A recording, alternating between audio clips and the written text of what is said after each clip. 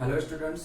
इन yester class हम लोग discuss किए थे क्या कि हिस्ट्री ऑफ अकाउंट्स, फिर जनरल की meaning and types of accounts. ठीक, आज आगे हम लोग उसी क्लास को फर्दर प्रोसीड करते हैं कि इस चीज पे रूल्स ऑफ अकाउंट। जब टाइप्स ऑफ अकाउंट हम देख लिए थे तो हमें जो जनरल एंट्री करनी होती है, मीन्स किसी भी बिजनेस ऑर्गेनाइजेशन में जो भी ट्रांजेक्शन होते हैं उसको हमें एक प्रॉपर सीक्वेंस में रिकॉर्ड करने के लिए क्या करना पड़ता है, उसको सबसे पहले टाइप्स ऑफ अकाउंट में बांटना पड़ता है। जब टाइप्स ऑफ अकाउंट में हम क्लासीफाई कर देते हैं, मीन्स बांट देते हैं, तो फिर हमें उसके बाद देखना पड़ता है कि उस अकाउंट के रूल्स क्या है, फिर उसको जनरल एंट्री करने का क्या क्या स्टेप्स हमें है, मीन्स उसको प्रॉपर सीक्वेंस में हमें रिकॉर्ड करने के लिए कौन कौन से ऐसी चीजें हैं जो फॉलो करनी पड़ती है, उसी को हम फर्दर प्रोसीड करने जा रहे हैं। तो हमारा जो रूल्स ऑफ अकाउंट था, हम कल देखे थे कि हमारे पास बेसिकली जो टाइप्स ऑफ अकाउंट है दो टाइप्स के होते हैं, कि पर्सनल होता है, दूसरा होता है इम्पर्सनल। इम्पर्सनल को फर्दर क्लासिफाई किया गया है रियल एंड नॉमिनल अकाउंट्स में। ओके, तो अब हमारे पास टोटल जो अकाउंटिंग पॉइंट ऑफ व्यू से बन रहे हैं, मींस जनरल एंट्री के लिए जो हमें ज्यादा अकाउंट्स की नीड पड़ती है, personal account, real account, nominal accounts. Okay, तो अब यहाँ पे जब हम एंट्री करने के लिए आगे बात करते हैं रूल्स ऑफ अकाउंट को, तो कल हम लोग पढ़े थे, क्या होगा, रूल था डबल एंट्री सिस्टम। तो डबल एंट्री सिस्टम क्या बोला था, each and every transaction affected at least to accounts, one is debit, second is credit. वही डेबिट और क्रेडिट कैसे होता है, मींस क्या उसका रूल्स है, कौन से अकाउंट्स का कौन सा चीज पार्ट डेबिट होगा, कौन सा क्रेडिट होगा, उसी को हम आगे सीखने चल रहे हैं। ओके, तो इस रूल्स पे हम आए तो सबसे पहले एक चीज हम आपको बता देते हैं कि अकाउंटिंग प्रिंसिपल्स कुछ होते हैं जो कि हम आगे की क्लासों में डिस्कस करेंगे, बट यहाँ आज एक प्रिंसिपल्स का हल्का सा इंट्रो आप ले लीजिए, जिसका नाम है, क्या नाम से, बिजनेस एंटिटी प्रिंसिपल।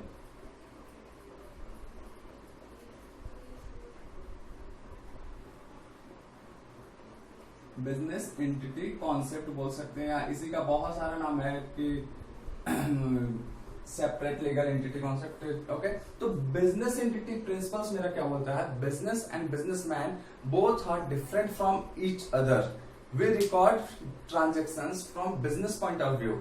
मीन्स कि जो बिजनेस है और बिजनेसमैन दोनों एक दूसरे से अलग हैं, और जब भी हम अकाउंटिंग करते हैं तो हम बिजनेस के पॉइंट ऑफ व्यू से करते हैं, ना कि बिजनेसमैन के। मीन्स हम मान लीजिए क्या है कि बिजनेस ऑर्गेनाइजेशन है, तो जब भी हम अकाउंटिंग करने जाएंगे हम इसको ध्यान में रखेंगे, बिजनेसमैन को नहीं। अगर बिजनेसमैन का सब कुछ मानकर हम करने लगे काम अकाउंटिंग का, तो सब गलत हो जाएगा। तो हमें जब भी काम करना होगा, हमें इस ऑर्गेनाइजेशन को ध्यान में रखते हुए काम करना होगा।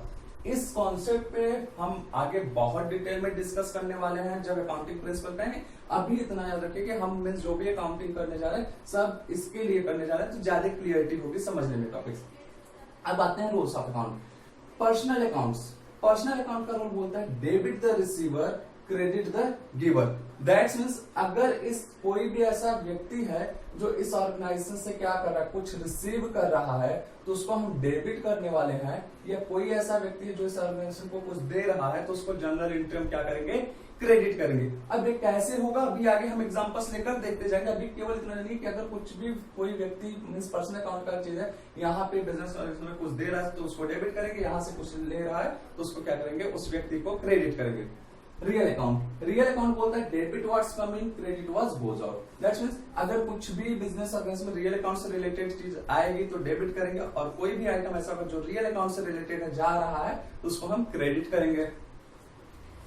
नॉमिनल अकाउंट, नॉमिनल अकाउंट बोल रहे debit all expenses and losses, credit all income and profits या गेन्स भी इसे बोलते हैं। तो कहने का मतलब इस बिजनेस ऑर्गेनाइजेशन को चलाने के लिए जितने भी हमें एक्सपेंसेस करने पड़ रहे हैं, जो भी खर्चे हो रहे हैं हमारे, उसको हम डेबिट कर देंगे, और इस बिजनेस ऑर्गेनाइजेशन को चलाने से जो हमको इनकम हो रही है, जो भी पैसा मिल रहा है, उसको क्या करने वाले हैं, क्रेडिट करेंगे। और इसी में दो चीजें हो रही है, लॉस एंड प्रॉफिट। ये क्या होता है कि मींस इस बिजनेस ऑर्गेनाइजेशन को जब साल भर के बाद, एक पर्टिकुलर टाइम के बाद हम चलाने के बाद उसका रिजल्ट देखना चाहते हैं, मींस उससे हमें क्या नेट रिजल्ट मिल रहा है, वो नेट रिजल्ट आपका जो होता है प्रॉफिट या लॉस होता है। कैसे पता चलता है, फॉर एग्जांपल कि अगर आप क्या कर रहे हैं कि साल भर बिजनेस चलाएं और आपको एक्सपेंस करना पड़ा, मींस आपके खर्चे टोटल होते हैं 10,000 रुपए के, और इस बिजनेस को चलाने की वजह से आपको इनकम हुआ साल भर में 12,000। अगर आप साल भर में एक्सपेंसेस किए 10,000 और आपको इनकम हो रहा है 12,000, तो आपको दिख रहा है 2,000 रुपए इनकम दिख रहा है। दैट्स मीन्स 2,000 रुपीज का आपको क्या हो रहा है, प्रॉफिट हो रहा है। लेकिन अब इसी का वैसा वर्षा चलते हैं कि यहाँ पे हमारे पास क्या हुआ, एक्सपेंसेस हमने किया साल भर में 15,000 रुपए और इनकम हमारे पास आई 12,000 रुपए का। एक्सपेंसेस हमने अधिक कर लिया, इनकम कम, तो अब ये क्या होने वाला है कि 3,000 रुपए हमारे पास नेगेटिव होगा, इट मीन्स ये लॉस है। तो ये दोनों का बेसिक डिफरेंस है, एक्सपेंसेस और लॉसेस, इनकम एंड प्रॉफिट में याद रखिएगा डिफरेंस होता है। ये दोनों मीन्स लॉस या प्रॉफिट होता है बिजनेस ऑर्गेनाइजेशन का नेट रिजल्ट होता है at the end of accounting year या जो भी हो। और यहाँ पे क्या है कि एक्सपेंसेस और इनकम उस बिजनेस ऑर्गेनाइजेशन को रन करने के लिए आपको बार बार रिकरिंग बेसिस पे करना पड़ता है ताकि वो बिजनेस आपका चलता रहे। ओके, अब जब हम रूल्स ऑफ अकाउंट देख लिए तो नेक्स्ट पॉइंट पे चलते हैं जनरल एंट्री। मैं जनरल एंट्री अब हम कैसे करेंगे, अगर हमें टाइप्स ऑफ अकाउंट पता चल गया, रूल्स पता चल गया, तो उसके बाद हम क्या करेंगे। तो उसके बाद हमें इसमें स्टेप्स बताया गया है कि पहला स्टेप है हमारा कि find out affected accounts. Means जो भी बिजनेस ट्रांजेक्शन आपको मिल रहा है उसमें सबसे पहले आप ये देखो कौन कौन से अकाउंट अफेक्ट हो रहे हैं। डबल एंट्री सिस्टम मेरा ये बोलता है कि each and every transaction affected at least 2 accounts. बात हमेशा थी at least 2 accounts, minimum 2 accounts effect होगा, मैक्सिमम आपका 3 भी हो सकता है। ठीक है, तो अगर हमारा कोई ट्रांजेक्शन हमें मिला तो उसमें कौन कौन से वो 2 अकाउंट्स हैं जो अफेक्ट हो रहे हैं। फिर उसके बाद सेकंड स्टेप जाएंगे find out types of account. जब हम उस अकाउंट्स को देख लेंगे, अच्छा ये 2 अकाउंट इफेक्ट हो रहे हैं तो वो किस टाइप्स के हैं, पर्सनल है, रियल है या नॉमिनल है। ओके, फिर उसके बाद जब हमें पता चल गया अच्छा पर्सनल अकाउंट है या रियल है नॉमिनल है, तो थर्ड स्टेप पे जाएंगे find out rules of account. अगर पर्सनल अकाउंट है तो पर्सनल अकाउंट का रूल हम याद करेंगे, रियल है तो रियल का हम वहां पे अप्लाई करेंगे, नॉमिनल है तो नॉमिनल करेंगे। और जब रूल हम देख लेंगे कि हाँ ये रूल है तो अप्लाई, उस रूल को अप्लाई करेंगे उस पर कि अच्छा चलो भाई डेबिट क्रेडिट।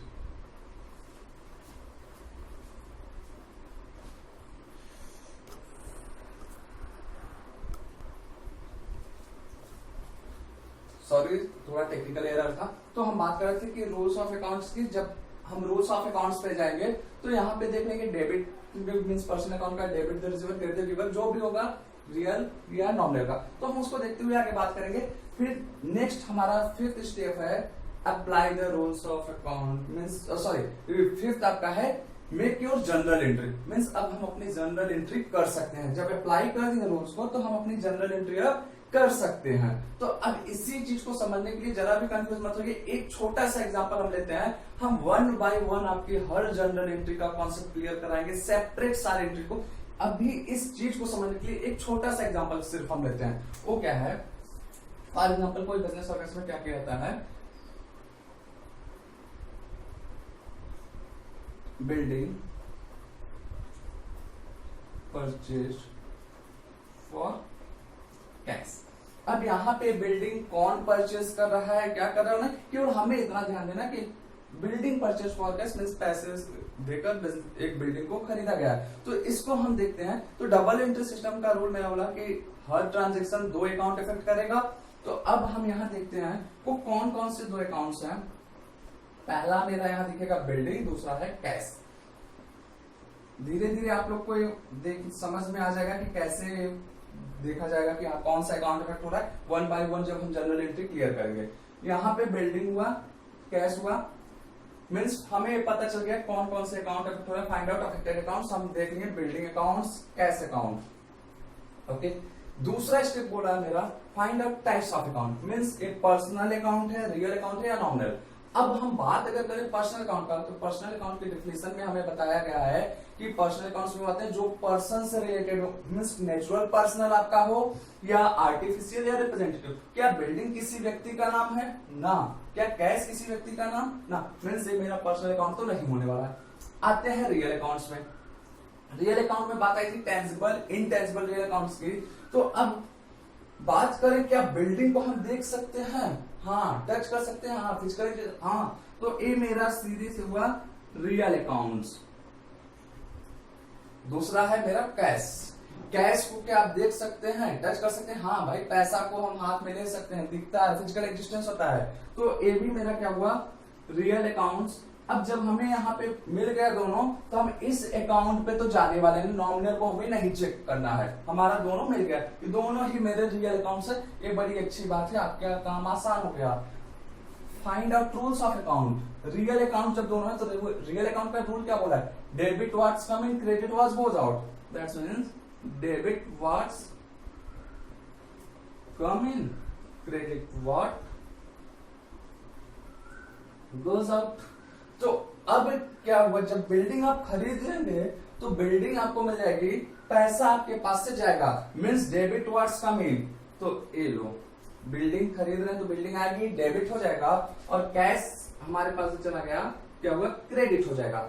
अब इसी चीज को कैसे हम प्रॉपर वे में लिखते हैं, थोड़ा सा दिखाते हैं। जनरल एंट्री ये क्या है, building account debit to cash account, ये इसकी जनरल एंट्री होगी। याद रखना बेटा कि जो डेबिट वाला आइटम होता है वो ऊपर लिखा जाता है कुछ इस तरीके से, डेबिट का सिंबल यहाँ डीआर दिया जाता है, नीचे टू लगा के टू कैश अकाउंट, यहाँ क्रेडिट सीआर नहीं लगाया जाएगा।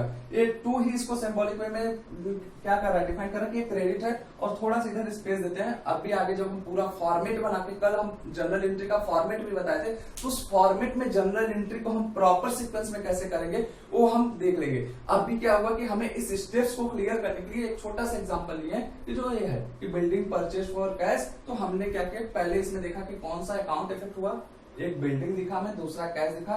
तो बिल्डिंग को हमने देखा, कौन सा अकाउंट है, कैश को देखा, दोनों रियल अकाउंट्स मिले। तो हमें क्या हुआ कि कई बार ऐसा होता है, बहुत सारे ट्रांजेक्शन ऐसे मिलेंगे कि जहां पे एक क्या होगा कि इधर वाला मान लो कि ये तुम्हारा पर्सनल अकाउंट हो गया, ये वाला आइटम तुम्हारा रियल अकाउंट हो गया, तो हमें दोनों को साथ साथ ले चलना पड़ेगा। पर्सनल अकाउंट को हम धीरे धीरे सीखते चले जाएंगे। अगर ऐसा हो जाए कि एक ही ट्रांजेक्शन में अलग अलग टाइप्स के अकाउंट मिल जाए तो उसकी जनरल एंट्री कैसे करेंगे, सब क्लियर हो जाएगा, कहीं भी कोई डाउट नहीं आने वाला है, बस साथ में देखते चलिए। यहाँ के बाद अब हम आगे चलते हैं। अब हमारा काम क्या है कि हम वन बाय वन एक एक ट्रांजेक्शन की बात करेंगे और उसकी जनरल एंट्री को देखेंगे कि वो अगर डेबिट क्रेडिट हो रहा है क्यों। एक चीज याद रखना लाइफ में कि जनरल एंट्री हर कोई कर लेता है, maximum of students general entry कर लेंगे, लेकिन उस जनरल एंट्री के बारे में उनसे पूछेंगे, अच्छा ये डेबिट क्यों हुआ, क्रेडिट क्यों हुआ, तो फिर वहां पे उनको प्रॉब्लम होने लगती है। क्यों? क्योंकि वो रट लेते हैं। जनरल एंट्री क्या होता है कि आप जो एंट्री अभी पढ़ने वाले हो, हर क्वेश्चन में आपको एंट्री वही मिलने वाली है, सेम एंट्री मिलेगी, तो आप क्या करेंगे कि रट जाएगी एंट्री। एक भी चीज, कोई भी चीज आपके पास हो कि अगर आप क्या कर रहे हैं, बार बार रिपीट रिपीट रिपीट कर रहे हैं, तो वो आपकी जुबान पे रट जाएगी, आपके माइंड में बैठ जाएगी। लेकिन वो ऐसा क्यों हो रहा है, उसके पीछे का लॉजिक क्या है, ये नहीं पता चल पाता है। तो इसलिए एंट्री को रटने की कोशिश मत कीजिए, हमेशा उसके पीछे का लॉजिक क्या, जो अभी स्टेप्स ऑफ जनरल एंट्री में बताएं। अगर आप कोई भी एंट्री को कर रहे हैं और उसके इस 5 स्टेप के बारे में जानकारी आपको है, तो आपको कहीं प्रॉब्लम नहीं होने वाली, मीन्स आपका अकाउंट बहुत अच्छा हो जाएगा। लेकिन ये 5 स्टेप में से एक भी स्टेप आप कहीं पे गड़बड़ हो गए, कहीं पे भूले, जरा सा भी आपसे मिस्टेक हुआ, तो आपकी एंट्री वहीं पे नहीं हो पाएगी, एंट्री आपसे नहीं हो पाएगा, और अगर करेंगे भी तो गलत एंट्री कर देंगे। इसलिए ये स्टेप्स जो है बहुत इंपॉर्टेंट है, इस पे थोड़ा सा शुरू में प्रैक्टिस करेंगे तो आगे क्या होगा, बहुत इजी हो जाएगा। अब हम चलते हैं आगे की एक एक चीजों पे बात करने। तो सबसे पहले हम क्या करेंगे कि एक हम स्टोरी क्रिएट करते हैं, स्टोरी वे में हम सारी एंट्रीज को समझते हुए चलेंगे। फॉर एग्जाम्पल क्या हुआ कि एक पर्सन था मिस्टर ए, ठीक है, ए क्या कर रहे हैं, मिस्टर ए जा रहे हैं बिजनेस करने। तब आप सोचिए कि कोई भी व्यक्ति अगर बिजनेस करने जा रहा है, सबसे पहले उसको क्या चीज की नीड्स होगी, क्या होगा, उसको कैश की जरूरत पड़ने वाली, मीन्स पैसे की जरूरत पड़ेगी। अगर आप बिजनेस करना है आपको, तो आपको पैसे की नीड्स पड़ेगी। कैश के साथ साथ हो सकता है कुछ आपको नॉन कैश आइटम चाहिए, नॉन कैश भी आपको चाहिए, ठीक। तो अब इसको हम अकाउंटिंग लैंग्वेज में, अकाउंटिंग टर्मिनोलॉजी में इस चीज को क्या बोलते हैं, उसको हम देखते हैं और उसकी एंट्री क्या होगी। याद रखना, जो भी चीज आपको क्या है कि बिजनेस स्टार्ट करने के लिए जो भी चीजों की नीड्स पड़ने वाली है, उसको अकाउंटिंग टर्मिनोलॉजी में दिया गया है, अकाउंट्स में उसको बोला गया है कैपिटल, हिंदी में जिसको बोलते हैं पूंजी। मीन्स जिस चीज से आप बिजनेस स्टार्ट करने जा रहे हो, अपना बिजनेस शुरू में पहली बार जब स्टार्ट कर रहे हो, कि जो भी चीज लगा रहे हो उसको क्या बोलते हैं, हम कैपिटल बोलते हैं। ओके, अब ध्यान देते हैं कि इसके कैपिटल के बारे में और हम डिटेल बात करते हैं।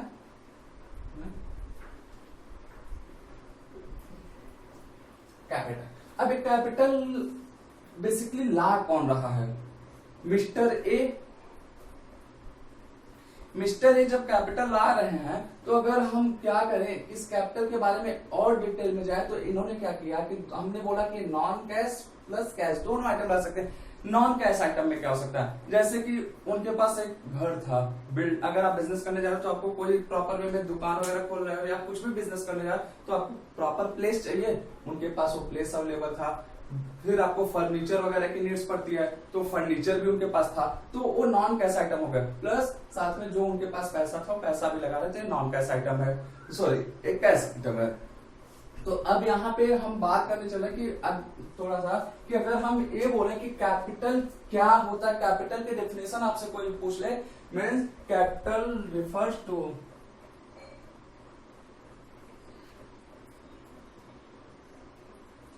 those things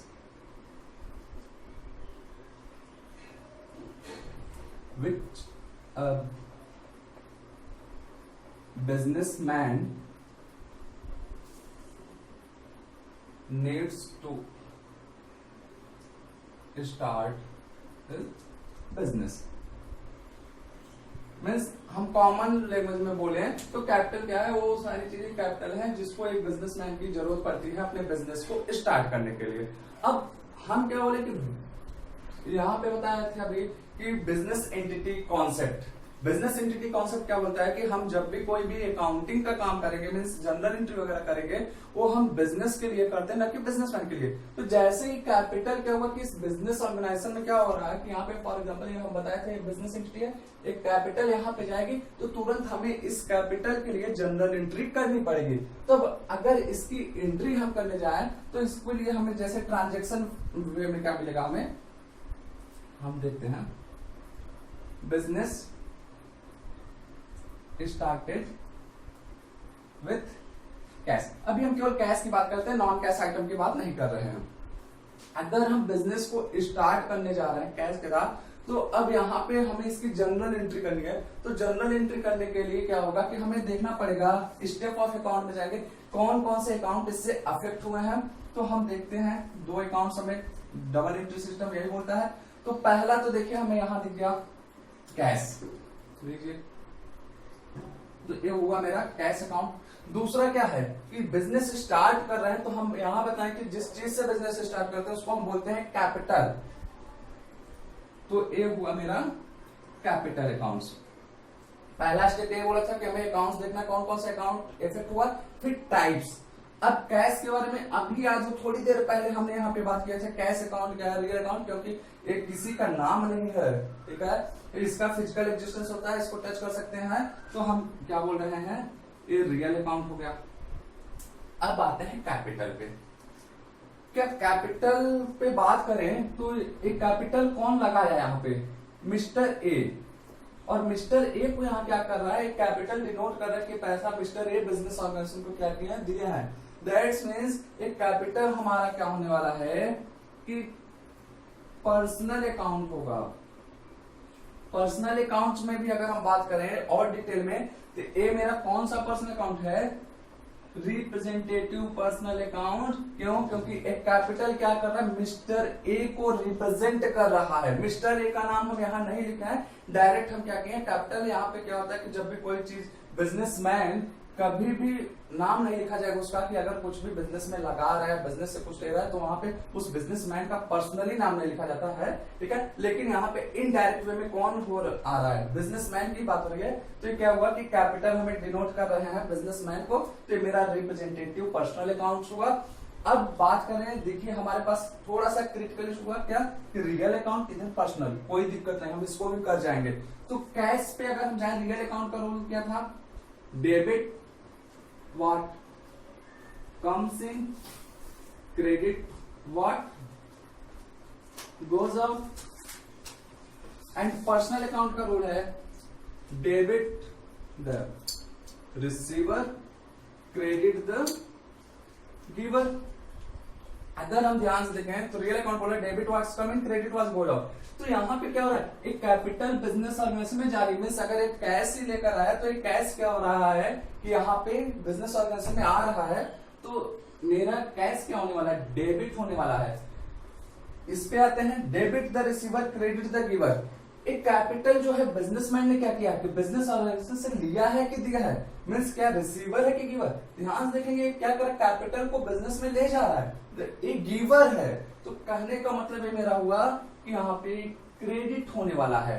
और हमेशा ध्यान दीजिएगा थोड़ा सा, और अगर जो कुछ बच्चे लेजीनेस होते हैं, एक्स्ट्रा दिमाग लगाते हैं, अगर आपके पास इस तरह से दो अकाउंट मिल गया, हम यहाँ पे क्या किए थे, कैश अकाउंट को फाइंड आउट कर लिए थे कि एक डेबिट हो चुका है मेरा, तो ऑटोमेटिकली मेरा दूसरा वाला अकाउंट क्या होने वाला है, क्रेडिट हो जाएगा, क्योंकि एक डेबिट दूसरा क्रेडिट। लेकिन ऐसा आप कभी मत करिएगा, आपका कॉन्सेप्ट क्लियर होना चाहिए, ठीक। तो एक कहीं से भी लापरवाही वाला काम नहीं होना चाहिए, हम बता दिए लेकिन एक करिएगा मत, ओके। तो अब देखिए हमारा क्या हुआ, पहला स्टेप अकाउंट्स को हम फाइंड आउट किए, टाइप्स देख लिए, फिर चौथा स्टेप रूल्स देख लिए, सॉरी तीसरा स्टेप रूल देखे, चौथे स्टेप में हमने क्या किया कि उस रूल को अप्लाई कर दिया। अब हम नेक्स्ट पे क्या कर सकते हैं, जर्नल एंट्री कर सकते हैं। तो अगर इसकी जर्नल एंट्री हमें करनी हो तो यहाँ पे हम दिखाते हैं, इसकी जर्नल एंट्री कुछ इस प्रकार होगी, cash account debit to capital accounts, okay. तो ये हमारा क्या हुआ कि पहला जर्नल एंट्री, पहला पॉइंट कि अगर कोई भी बिजनेसमैन बिजनेस स्टार्ट करने जा रहा है तो उसके लिए क्या जर्नल एंट्री होने वाली है, ये हम दिखा रहे हैं कि मींस पहली एंट्री हमारा cash account debit to capital accounts होगा, ओके। कोई दिक्कत नहीं होनी चाहिए। अब यहीं पे हम कैश को हटाकर नॉन कैश आइटम कर दें। जैसे हमने बोला business started with furniture, okay.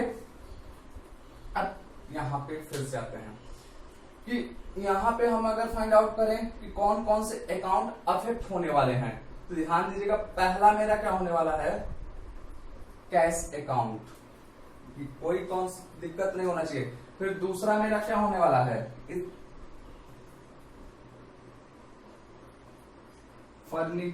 Sorry यहां पे हमने फर्नीचर लिया है, एक मिनट ध्यान दीजिएगा, कैश अकाउंट की तो बातें ही नहीं आने वाली है।